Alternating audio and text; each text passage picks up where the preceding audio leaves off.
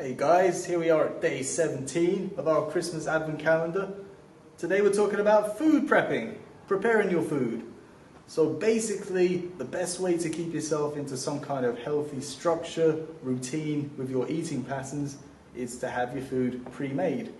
If you know you've already made your dinner for tonight and then you get asked to go out somewhere, okay, still go out, be sociable, but maybe just have a light salad or something because you know that your food you prepped, you don't want to let go to waste. Also, carry on preparing your lunches over the Christmas period to take your lunch with you to work. Again, that way you're going to fill up on your lunch and you'll be less likely to snack on some of the treats going around.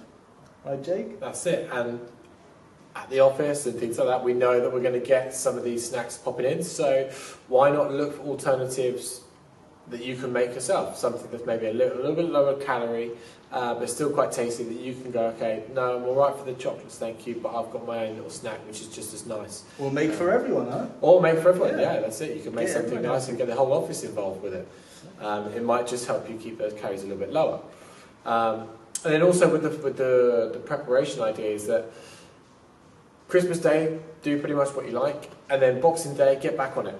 You know, there's going to be lots of food left over, use that food, prepare, and you can take that for lunch, etc. as the week goes on, as you get back to normal life.